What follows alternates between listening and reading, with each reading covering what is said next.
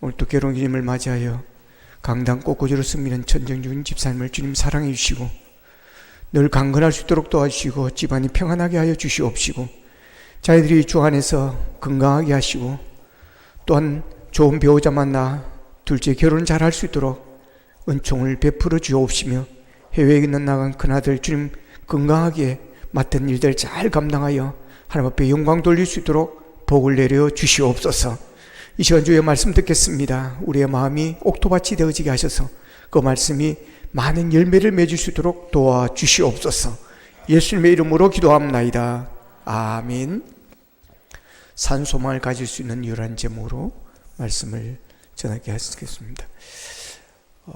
재미있는 글을 하나 읽어드리겠습니다. 물론 실화입니다. 집에 가려고 지하철 1호선을 탔습니다. 인천행에서 자리가 많더군요. 자리에 앉아있는데 교대점에서 어떤 아저씨가 가방을 들고 탔습니다. 왠지 분위기가 심상치 않더군요. 아저씨는 헛기침을 몇 번 하더니 손잡이를 양손에 쥐고 가방을 올려놓고는 이야기를 하기 시작했는데 이제부터 그 아저씨가 한 말 그대로 씁니다. 자, 여러분 안녕하십니까? 제가 이렇게 여러분에게 나선 이유는 가시는 걸음에 좋은 물건 하나 소개해드리고자 나섰습니다. 물건 보여드리겠습니다. 자, 플라스틱 무리에 솔이 달려 있습니다. 무엇일까요? 칫솔입니다. 이걸 뭐하러 가지고 나왔을까요? 팔려고 가져왔습니다. 한 개에 200원씩 5개 묶여 있습니다. 얼마일까요? 1,000원입니다. 뒷면을 돌려보겠습니다. 영어가 써 있습니다. Made in Korea. 무슨 뜻일까요? 수출했다는 이야기입니다. 수출이 잘 되었을까요? 망했습니다. 자, 그럼 여러분에게 한 개씩 돌려드리겠습니다. 그리고 아저씨는 칫솔을 사람들에게 돌리더군요. 사람들은 너무 황당해서 웃지도 않더군요. 근데 칫솔을 다 돌리고 나서 아저씨는 다시 말을 했습니다. 자, 여러분, 여기서 제가 몇 개를 팔 수 있을까요? 여러분도 궁금하시죠? 저도 궁금합니다. 잠시 후에 알려드리겠습니다. 그래서 저는 과연 칫솔이 몇 개나 팔렸는지 궁금했습니다. 결국 칫솔은 4개가 팔렸고요. 아저씨는 또다시 말을 했습니다. 자, 여러분, 칫솔 4개 팔았습니다. 얼마일까요? 얼마를 벌었을까요? 4,000원을 벌었습니다. 제가 실망을 했을까요? 안 했을까요? 예, 실망했습니다. 그렇다고 제가 여기서 포기하겠습니까? 다음 칸 갑니다. 그러면서 아저씨는 가방을 들고 유유히 다음 칸으로 건너갔습니다. 남아있는 사람들은 거의 다가 뒤집어졌습니다. 그리고 글쓴이는 이렇게 글을 마무리합니다. 희망, 그 희망을 우리는 잃지 않아야겠습니다. 다음 칸이 있으니까요. 이 글을 쓴 사람이 지하철을 써본 너무나도 황당한 칫솔 아저씨의 이야기를 이렇게 구체적으로 아주 현장감 있게 재미있게 이렇게 쓴 이유가 뭐겠습니까? 그로부터 희망을 배우자는 겁니다. 이런 사람도 희망을 가지고 포기하지 않고 다음 칸으로 가더라는 것입니다. 그렇습니다. 희망, 소망은 사람을 살맛나게 만들어줍니다. 소망은 좌절을 듣고 다시 일을 쓸 수 있는 힘을 공급해 줍니다. 사람은 희망과 소망을 먹고 사는 것입니다. 그러니 가장 불행한 사람은 희망이 없다고 하는 사람, 소망이 없다고 하는 사람일 것입니다. 소망이 없다는 것은 이 세상에서 살아야 할 삶의 의미를 찾지 못하는 사람입니다. 삶의 가치를 느끼지를 못하는 것입니다. 그래서 왜 살아야 하는가를 모르는 것입니다. 그래서 이런 사람들이 주로 극단적인 선택을 합니다. 그래서 우리는 소망이 없다는 말은 조심해야 할 것 같습니다. 자식이 애를 먹이니까 너희들 때문에, 너 때문에 나는 소망이 없다. 남편이 애를 먹이니까 나는 소망이 없다. 일이 잘 안 되고 힘들고 어려우니까 나는 소망이 없다라는 말을 할 때가 있습니다. 우리는 아무리 어렵고 힘들어도 이런 말들은 우리가 하지 않아야 할 것입니다. 단테의 작품 신곡에서 이런 말을 합니다. 이곳에는 일체의 희망을 버려라. 지옥을 이렇게 단테는 표현했습니다. 이곳에서는 일체의 희망을 버려라. 희망이 없는 삶이야말로 바로 지옥의 삶이라는 의미인 것입니다. 지옥 같은 삶은 고난이 있는 것 삶이 아닙니다. 고난 가운데 소망을 잃지 않고 믿음으로 나아가면 고난은 우리를 절대로 무너뜨릴 수가 없습니다.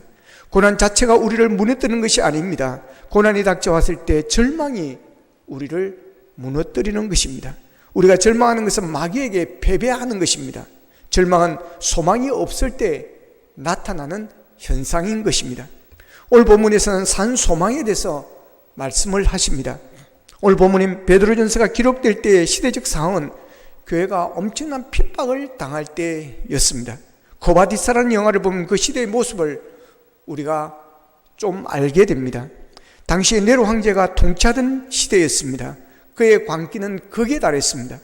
네로는 로마의 구도시를 불태우고 그 책임을 교회와 기독교에 다 떠넘기게 되어집니다. 기독교인들은 단지 예수 믿는다는 이유만으로 체포가 되어 매를 맞게 되어지는 것이고, 심지어 원형 경기장에 끌려가서 맹수들의 밥이 되기도 하는 등 온갖 참혹한 박해를 받았습니다. 본문 1절 2절을 같이 한번 읽어보겠습니다. 1절 2절입니다. 시작. 예수 그리스도의 사도 베드로는 본도, 갈라디아, 갑바도기아, 아시아와 비두니아에 흩어진 나그네, 곧 하나님 아버지의 미리 아심을 따라 성령이 거룩하게 하심으로 순종함과 예수 그리스도의 핏부름을 얻기 위하여 택하심을 자들에게 편지하노니 은혜와 평강이 너희에게 더욱 많을지어다. 아멘. 자, 목숨이 위태한 그리스도인들, 언제 끌려갈지 모르는 절박한 상황에 있는 성도들이 얼마나 고통 가운데 힘들었겠습니까? 사도 베드로는 네로 황제의 추적을 피해서 동굴에 생활하고 있는 그들을 위로하기 위해서 사랑의 편지를 쓴 것입니다. 곧 신앙의 박해로 흩어진 그리스도인들의 공동체를 격려하기 위해서 이 편지가 쓰여지게 되어진 것입니다. 본문 3절을 같이 읽겠습니다. 3절입니다. 시작. 우리 주 예수 그리스도의 아버지 하나님을 찬송하리로다. 그의 많으신 긍휼대로 예수 그리스도를 죽은 자 가운데서 부활하게 하심으로 말미암아 우리를 거듭나게 하사 산 소망이 있게 하시며. 아멘. 자, 여기서 우리가 놓쳐서는 안 될 중요한 단어가 있으면 산 소망이라는 단어입니다. 영어로는 living hope입니다. 살아있는 소망이라는 뜻입니다. 사도 베드로는 모든 희망을 상실한 채 동굴 속에 살고 있는 성도들에게 아직 우리에게 희망은 있다, 그래도 우리에게는 산 소망이 있다, 힘을 내라 하시면서 소망을 갖고 살아갈 이유가 있다는 것을 설명하고 있습니다. 이 편지의 주제는 희망과 소망입니다. 이런 시대의 어둠 속에서도 우리가 희망을 가지고 살아야 한다는 것입니다. 우리가 경험하는 고난에도 불구하고 교회는 희망의 공동체가 되어야 하고, 그리하여 절망 속에 있는 이웃들에게 우리가 희망이 되어줘야 한다고 하는 것입니다. 베드로가 이 편지를 쓰던 1세기와 오늘 우리가 살아가는 21세기는 분명 다른 시대임이 분명하지만 희망과 소망은 여전히 우리가 갈구하는 목표가 아닐 수가 없습니다. 그렇다면 우리가 어떤 절망적인 상황에서도 소망을 갖고 살 수 있는 이유가, 근거가 무엇인가 하는 것입니다. 첫 번째는 부활하신 주님의 함께 하심 때문입니다. 그리스도인들에게 있어서 우리가 주님을 만난 사건은 희망과 소망의 시작이 되는 겁니다. 왜냐하면 우리를 찾아오신 그분은 인생의 최대의 절망인 죽음을 이기시고 부활하신 분이시기 때문입니다. 그 부활 자체가 우리에게 소망이 되어지는 것입니다. 부활하신 주님을 내 인생의 주님으로 영접하는 순간 우리는 새 생명을 선물로 받게 되는 것이고, 그 결과로 우리는 새로운 소망, 곧 살아있는 소망의 사람이 되는 것입니다. 본문 3절에서는 그것을 그의 많으신 긍휼대로라고 이렇게 말하고 있습니다. 그가 우리를 찾아오시고 우리를 거듭나게 하신 이유는 우리를 향한 그 많으신 하나님 아버지의 긍휼하심, 자비하심 때문이라는 것입니다. 하나님의 긍휼하심이 우리에게는 산 소망을 주셨습니다. 하나님의 자비로우심이 우리에게 소망을 주신 것입니다. 소망 없이 살고 있는 인생들이었습니다. 그런 인생을 하나님은 불쌍히 여기시고 우리를 사랑하셔서 독생자 예수 그리스도를 십자가에 넣어주시고 우리의 죄와 우리의 허물을 다 깨끗하게 씻어주시고 우리를 새롭게 하셨습니다. 그 주님이 우리를 찾아오셨습니다. 우리가 그 그리스도를 나의 구주와 주님으로 영접하는 순간 우리는 새로운 사람이 되어지는 것입니다. 그리스도 안에서 우리는 거듭나는 그런 사람이 되어지는 것입니다. 새롭게 태어난다는 것입니다. 영적으로 태어남을 말하는 것입니다. 죄의 종에서 육의 사람에서 영의 사람으로 하나님의 아들로 우리는 태어나는 것입니다. 우리가 육체적으로 이 세상에 태어났을 때 우리는 죄로 말미암아 종착역은 죽음이요 심판이라는 절망을 안고 태어나는 것입니다. 그러나 영적으로 다시 태어나는 순간 우리는 새 소망을 안고 태어나는 천국 백성으로 태어나는 그런 사람이 되어지는 것입니다. 사도 베드로는 이 소망이 우리가 세상을 살면서 경험하는 일시적인 소망과 차별하기 위해서 이것을 산 소망이라고 이렇게 말하고 있습니다. 이 소망은 진지한 소망이며 영원한 소망이며 죽을 수 없는, 사라질 수 없는 그런 소망인 것입니다. 주님이 우리를 만나주시고 우리와 함께 하신다면 우리는 흔들릴 수 없는 소망의 사람이 되는 겁니다. 그렇습니다. 이 부활하신 주님의 함께 하심, 이것만이 우리의 가장 진지한 희망의 이유라는 것을 기억하시기를 바랍니다. 소망은 물질이나 권력이나 명예 등의 세상 것으로 오지 않습니다. 그런 소망은 곧 시들게 되고 그 소망과 희망이 이루어졌다 하더라도 언제 무너질 줄 모르는 것입니다. 그러나 산 소망은 오직 주님으로부터 오는 소망이며 이 소망은 영원한 소망인 것입니다. 다윗은 시편 62편 5절에서 이렇게 말합니다. 나의 영혼아 잠잠히 하나님만 바라라. 무릇 나의 소망은 그로부터 나오는도다. 나의 소망은 그로부터 나오는도다. 여러분, 나는 소망이 없다고 하는 것은 소망이 나로부터 나오기 때문에 그렇습니다. 소망이 세상으로부터 오기 때문에 그렇습니다. 그러나 나의 소망이 그분으로부터 올 때 그 소망은 우리의 산 소망이 되어지는 것입니다. 하나님 때문에, 예수님 때문에 소망을 가질 수 있게 되어지는 것입니다. 다윗처럼 소망의 근원이신 주님을 바라보시기를 바랍니다. 희망의 근원이신 주님을 믿으시기를 바랍니다. 그 주님이, 그 부활하신 주님이 여러분과 함께 하신다면 여러분은 산 소망이 있는 사람이 되어지는 것입니다. 우리가 어떤 절망적인 상황에도 소망을 갖고 살아갈 또 하나의 이유는 우리는 하늘나라의 영원한 유업을 받은 자들이기 때문에 그렇습니다. 우리는 하늘나라의 영원한 유업을 약속받은 자들입니다. 그래서 우리는 흔들리지 않고 산 소망을 가지고 살아갈 수가 있습니다. 초대교회 성도들은 예수를 믿는다는 한 가지 이유 때문에 소중한 안식처인 집을 빼앗기고 피땀흘려 일구한 재산을 탈취당하고 생명과 똑같은 기업을 빼앗겼습니다. 그럼에도 불구하고 그들은 흔들리지를 않았습니다. 그들은 요즘처럼 경영하던 회사가 부도가 났다고 넥타이로 목을 매달거나 아파트 옥상에서 뛰어내리거나 다리 난간에서 강으로 뛰어내리는 그런 일을 하지를 않았습니다. 당시 성도들은 자기들의 유업을 잃으면서도 흔들리지를 않았습니다. 결코 절망하지 않았습니다. 이 땅의 유업은 이랬을지 모르지만 하나님의 유업은 기다리고 있음을 그들은 보장되어 있음을 믿었기 때문인 것입니다. 본문 4절을 보면 이렇게 말합니다. 썩지 않고 더럽지 않고 쇠하지 아니하는 유업을 잊게 하시나니 곧 너희를 위하여 하늘에 간직한 것이니라라고 말합니다. 그 기업의 특징은 세 가지로 말하고 있습니다. 첫째는 썩지 아니하는 유업, 즉 영원한 유업입니다. 두 번째는 더럽혀지지 않는 유업입니다. 거룩한 유업입니다. 세 번째로 쇠하지 않는 유업입니다. 망하지 않는 불멸의 유업인 것입니다.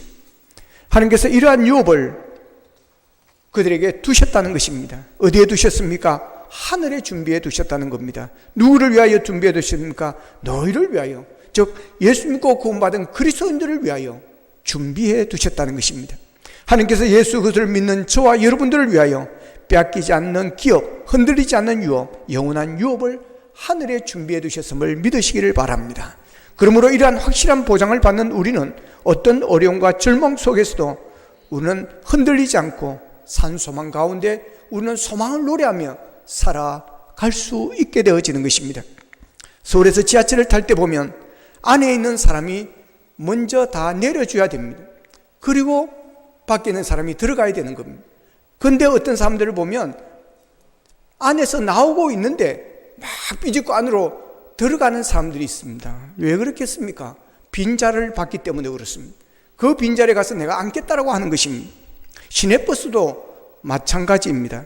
근데 KTX나 또한 비행기를 타는 사람들은 그렇게 하지 않습니다. 여유가 있습니다. 왜 그럴까요? 좌석이 보장되어 있기 때문입니다. 내 좌석이 정해져 있기 때문에 내가 가장 뒤에 늦게 탄다 할지라도 그 자리는 아무도 앉지를 못하는 것입니다.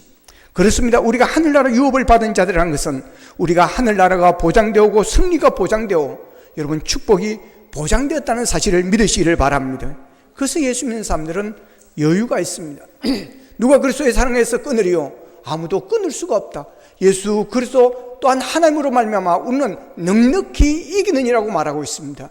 이김이 승리가 보장되어 있다는 것입니다. 죽음을 이기는 승리도 보장되어 있음을 믿으시기를 바랍니다. 그래서 예수 믿는 사람들은 여유가 있는 것입니다.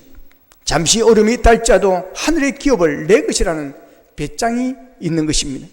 반면에 세상 사람들은 어떻습니까? 하나님에 대한 신뢰가 없기 때문에 조그만 어려움이 있어도 깜짝깜짝 놀라는 것입니다. 두려운 것이 너무 많은 것입니다. 그래서 이사도 아무 날짜에 하지를 못합니다.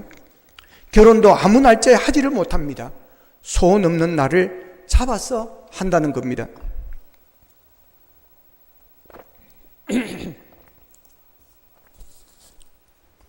저는 이 말을 이해를 잘 못했습니다.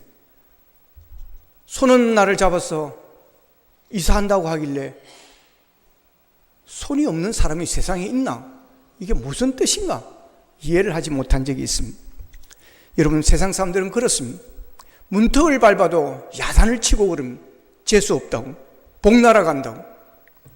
여러분, 그러나 우리 예수 믿는 사람들은 그런 것에서 자유하는 것입니다. 이사를 하든 결혼을 하든 문턱을 밟든 문턱에 잡아지든 여러분, 우리는 그런 데서 자유하는 것입니다. 어떤 날이 좋은 날입니까? 어떤 날이 결혼하기에 좋은 날입니까? 내가 시간 되는 날입니다. 내가 편할 때인 것입니다. 그 시간이 가장 좋은 시간이고 그때가 가장 좋은 때입니다. 우리가 하나님의 기업이 이미 준비되어 있는 사람들입니다. 그러니 조급할 것이 없고 서두를 것도 없습니다. 여러분, 흔들리지 마십시오. 담대하십시오. 누가 뭐라고 해도 요동하지 마십시오. 산소망을 가지고 당당하게 사시기를 바랍니다. 내 자리는 아무도 앉지 않습니다. 우리는 승리가 보장되어 있습니다. 천국이 보장되어 있습니다. 축복이 보장되어 있는 사람들입니다. 확실한 보장을 받은 우리는 어떤 어려움과 절망 속에서도 흔들리지 않고 산소망을 가지고 살아가야 할 것입니다. 또한 우리가 산소망을 갖고 살아갈 수 있는 근거는 고난도 유익이 되어지기 때문에 그렇습니다. 고난은 우리를 힘들게 하고 지치게 하고 절망하게 하고 낙심하게 합니다. 가끔 예수 믿지 않는 사람들로부터, 아니 예수 믿는 사람들로부터도 질문을 받습니다. 왜 예수 잘 믿는 사람에게 어려운 일이 생기는 것입니까? 여러분이 이런 질문을 받게 되면 무엇이라고 대답할 것입니까? 신앙생활을 열심히 하는 분들에게도 한숨을 푹푹 쉴 일들이 생기는 것입니다. 그런 분들 모두가 하는 일마다 잘 되고 자녀들도 멋지게 승화하면 좋겠는데, 물론 그렇게 되는 분들도 있지만 그렇지 않아서 안타까운 경우가 많이 있습니다. 구름기둥 불기둥으로 하나님의 인도를 받았던 이스라엘 백성들이 광야에서 어려웠던 것처럼 때로 우리도 광야 가운데 있기도 하는 것입니다. 그런 일이 나에게 왜 일어나는지, 어떻게 해야 될지 해결할 수 없는, 해결책도 없는 그럴 때가 있습니다. 그래서 마치 증상은 있지만 원인을 알 수 없는 희귀병과 비슷합니다. 발저림, 딸꾹질 등 증상이 있을 때 저마다 민간치료법이 있습니다. 저희 어릴 때는 민간치료법을 많이 사용했습니다. 발이 저러다고 하면 침을 3번 콧등에다 발라주는 겁니다. 그러면 발저림이 없어진다는 꼭 그랬습니다. 딸꾹질을 하는 사람은 뒤에서 옆에서 깜짝 놀라게 만들어주면 딸꾹질이 멈춘다고 그래서 깜짝깜짝 놀라게 하기도 그랬습니다. 그런데 딸꾹질이 왜 일어나는지 정확히 알 수가 없고 마땅한 치료법도 없습니다. 왜냐하면 딸꾹질이 일어나는 원인이 너무나도 다양하기 때문이라는 것입니다. 우리가 쉽게 지나치는 일들 중에 정확한 원인도 치료 방법도 없는 병들이 많이 있습니다. 병에 걸려서도 원인을 알고 그에 맞는 치료를 받을 수 있다면 그것은 감사한 조건입니다. 어디에 세게 부딪혔을 때 당신은 아프겠지만 곧 통증이 사라지는 것도 감사의 제목입니다. 우리가 극심한 고통에 시달릴 때가 많습니다. 원인도 모른 채 몸 혹은 마음이 너무 아파서 눈물 흘려야 할 때가 있습니다. 하나님이 왜 이런 시련을 겪게 하시는지 이해할 수 없을 때가 많습니다. 강약의 차이는 있지만 우리 모두는 괴로운 일들을 겪으면서 살아왔고 살아가고 있습니다. 괴로움이란 말의 헬라어 원어는 르페텐테스입니다. 슬퍼하다 또는 비탄에 빠지게 된다는 그런 뜻입니다. 여기서 말하는 괴로움은 별로 대수롭지 않거나 하찮은 정도의 슬픔이 아닙니다. 또한 한순간 지나가 버리는 일시적인 단식도 아닙니다. 이 괴로움은 너무 깊어서 사람들의 영혼 전체를 압도하여 모든 감정에 영향을 주고 결국 모든 행동으로 드러나게 되어지는 것입니다. 본문 6절은 이렇게 말합니다. 같이 읽겠습니다. 시작. 그러므로 너희가 이제 여러 가지 시험으로 말미암아 잠깐 근심하지 않을 수 없으나. 아멘. 보십시오. 우리를 괴롭게 하는 문제들이 한두 가지가 아니라는 것입니다. 여러 가지 시험이라고 그랬습니다. 여러 가지 고난을 이야기하는 것입니다. 세상을 살면서 당하는 괴로움은 셀 수 없을 정도로 많습니다. 세상의 삶이 만만치가 않습니다. 그래서 찬송가 479장 1절에서는 이렇게 노래합니다. 괴로운 인생길을 가는 몸이 평안히 쉴 곳이 아주 없네. 걱정과 고생이 어디 없으리 돌아갈 내 고향 하늘나라. 그렇습니다. 우리의 인생길은 여러 가지 괴로움으로 가득 차 있습니다. 그런데 왜 우리에게 소망이 있다고 하는 것입니까?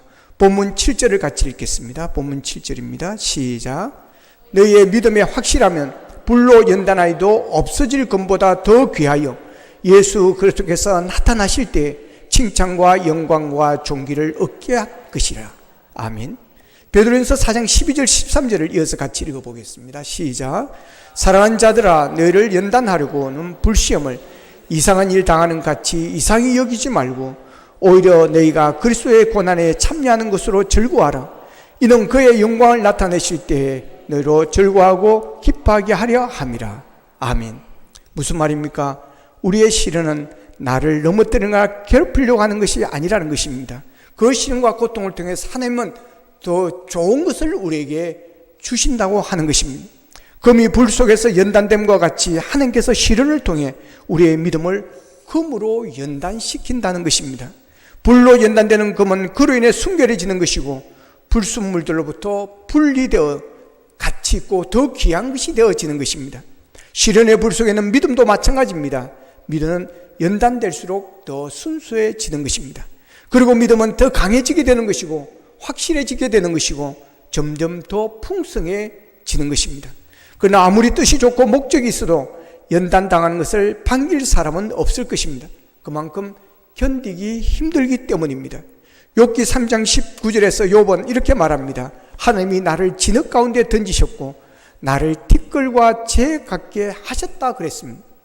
마태복음 27장 46절에서는 예수님께서 십자가에 돌아가시기 전에 이렇게 외칩니다. 나의 하나님 나의 하나님 어찌하여 나를 버리셨나이까. 오죽했으면 성경에 불시험이라고까지 말을 했겠습니까? 최고의 고통, 살이 불에 타는 고통과 같은 불시험이라고 말입니다. 우리가 시련 속에서 괴로워할 때 하나님은 저 멀리 떨어져 계셔 보이고 나를 돌보지 않는 것처럼 느껴집니다. 그러나 하나님은 결코 우리를 떠나지도 버리시지도 않습니다. 하나님이 우리에게 시련을 주시는 것은 믿음을 더욱더 굳세게 하여 하나님의 귀한 믿음의 사람으로 세우기 위함인 것입니다. 과일나무가 좋은 나무를 맺게 하려면 장가지를 쳐야 합니다. 장가지를 치지 않으면 불필요한 가지들이 크게 자라서 좋은 열매가 열리지를 않습니다. 나무 입장에서 보면 가지를 치는 것은 자기의 살을 떼어내는 같은 고통입니다. 그러나 가지가 잘려야만 좋은 과일 나무가 되어서 좋은 열매를 맺게 되어지는 것입니다. 시련은 불순물을 제거하는 과정입니다. 대장장이가 쇠를 불에 달구고 명치로 내려찌는 일이 쉬운 일이 아닙니다. 땀을 뻘뻘 흘리며 망치질을 해야만 작품이 나오는 것입니다. 우리를 연단시키시는 하나님도 고통 속에는 우리를 보시고 함께 고통받고 계시고 안타까워하시는 것입니다. 우리를 버려두지를 않습니다. 그러므로 고난의 불 속에 들어갔다 나온 횟수가 자신의 값어치라는 사실을 우리가 잊어서는 안 될 것입니다. 올림픽에서 메달은 아무에게나 주어지지 않습니다. 참가했던 사람도 혹독한 훈련을 한 사람들입니다. 시련과 고통을 참았기에 그 자리에 설 수 있는 것이고 그 자리에 갈 수 있는 것입니다. 우리 또한 연단 뒤에 있을 칭찬과 영광과 존귀라는 메달이 기다리고 있다는 것을 알아야 합니다. 그래도 하나님의 뜻이 이해가 안 돼서, 그래도 하나님의 뜻을 받아들일 수가 없어서 눈물로 단식하는 이들이 있습니다. 애통한 후에 기쁨이 있고, 눈물 난 후에 웃음이 있고, 괴로움 후에 평안이 있습니다. 주님이 뜻하신 일 잘 모르십니까? 그래도 언제나 우리의 모든 고난이 주님의 뜻 안에 있음을 믿으시기를 바랍니다. 그리고 찬송가에서 오늘 이렇게 이야기합니다. 620장 찬송에 보면 주님이 뜻하신 일을 헤아리기 어렵더라도 언제나 주 뜻 안에 내가 있음을 아노라. 사랑과 말씀들이 나를 더욱 새롭게 하니 때로는 넘어져도 최후 승리를 믿노라. 주님이 뜻하신 일 헤아리기 어렵더라도 같이 부르겠습니다. 언제나 주 뜻 안에 내가 있음을 아노라. 사랑과 말씀들이 나를 더욱 새롭게 하니 때로는 넘어져도 최후 승리를 믿노라. 거기까지 하겠습니다. 그렇습니다, 여러분. 우리가 여러 가지 시험으로 말미암아 잠깐 하지 않을 수가 없고, 여러 가지 고난으로 인하여 잠깐 힘들 수 있으나 하나님은 그것들로 인해서 오히려 더 크게 기뻐할 수 있는 일들을 만들어 주시고, 때로는 넘어져도 하나님이 넘어진 우리가 최후 승리자가 되게 주시는 것입니다. 그래서 우리는 환난과 고통 속에서도 소망의 줄을 잡고 희망을 노래할 수가 있는 것입니다. 나치 독일 수용소에 같이 있었던 유명한 심리학자 빅터 프랭클이 있습니다. 그런 감옥에 있는 동안 동료들이 삶을 포기하고 죽어가는 광경을 보면서 이렇게 말합니다. 친구 여러분, 저 조그만한 창이 보이지 않습니까? 한 죄수가 식명직적으로 대답을 했습니다. 봐야 회색 담벼락가게 없지 않소? 프랭클은 이렇게 말합니다. 아니, 그 회색 담벼락 저 건너편에는 푸른 하늘을 바라보십시오. 밤에도 빛나는 별들을 바라보십시오. 여러분, 오늘 살아가는 여러분들은 어떻습니까? 눈앞에 콘크리트 같은 차가운 벽만 보이십니까? 그럼에도 불구하고 담 너머에 푸른 하늘을 바라보시기를 바랍니다. 칠흑같이 어두운 밤에도 찬란하게 빛나는 별들을 바라보십시오. 그리고 산소망을 주시는 주님을 의지하시기를 바랍니다. 여러분, 우리에게는 소망이 있습니다.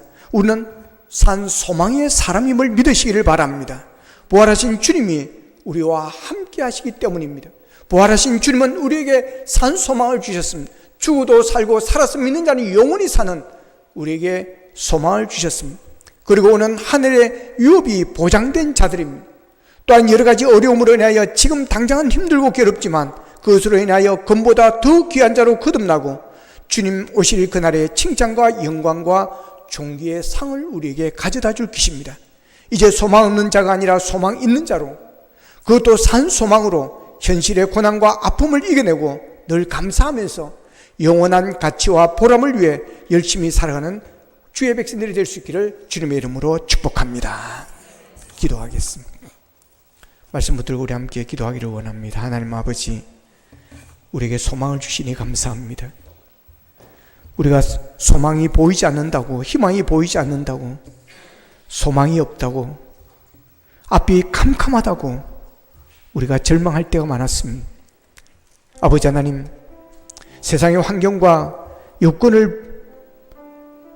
우리가 흔들리지 않기를 원합니다. 거기에 좌지우지 되지 않기를 원합니다. 믿음에 좌지우지 되기를 원합니다. 이제는 예수 그리스도를 통하여 주시는 산 소망을 우리가 붙들기를 원합니다. 나는 소망 있는 사람입니다. 나에게는 산 소망이 있습니다라고 우리가 고백하고 노래할 수 있기를 원합니다. 주님이, 부활하신 주님이 우리와 함께 해주시니, 하늘의 유업이 우리에게 보장되게 해주시니, 또한 여러 가지 어려움 당 가운데서도 금보다 더 귀한 자로 연단하고 거듭나고 마지막 날에 칭찬과 영광과 존귀의 상을 갖다 줄 것을 우리에게 믿기에 우리는 소망의 사람, 희망의 사람, 산 소망의 주인공으로 살아갑니다. 아버지 하나님여, 일어나게 하여 주시옵시고, 아버지의 이 손소망으로 현실의 고난과 아픔을 이겨내고 감사하며 살아갈 수 있도록 도와주시옵소서. 다 같이 기도드리겠습니다. 자, 그러신 아버지 하나님 감사하고 감사합니다. 오늘도 아버지 하나님 우리에게 산 소망을 주시니 감사합니다.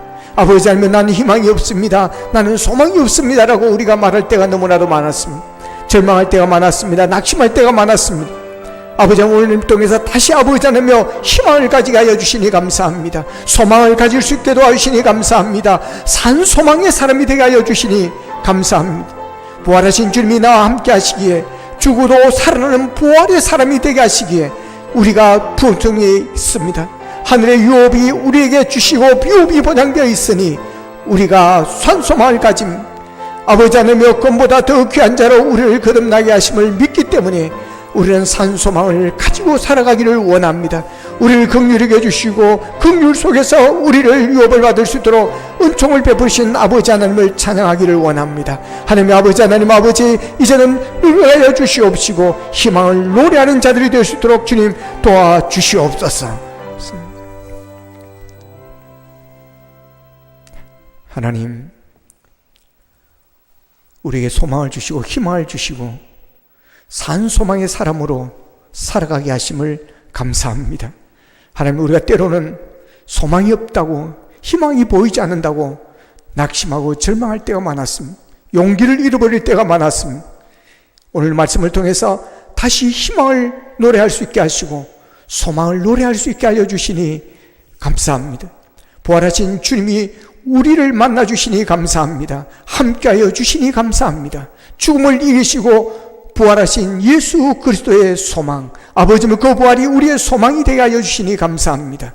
하늘의 유업이 우리에게 보장되게 하여 주시니 감사합니다. 하나님의 기업을 이을 자가 되게 하여 주시니 감사합니다. 어떤 어려움도 아버지 하나님이여 그것으로 끝나는 것이 아니라 여러 가지 시험으로 말미암아 잠깐 근심되지 않을 수 없으나 그러나 우리가 금같이 금보다 더 귀한 자로 거듭나고 새로워지게 하여 주시며 우리에게 더 귀하고 아름다운 축복을 주실 것을 기대하는 소망 속에 살아가게 하여 주심을 감사합니다. 아버지 하나님 이 소망으로 현실의 고난과 아픔을 이겨내며 주님 앞에 영광 돌리는 승리자로 살아가게 하여 주시옵소서. 예수님의 이름으로 기도하옵나이다. 아멘.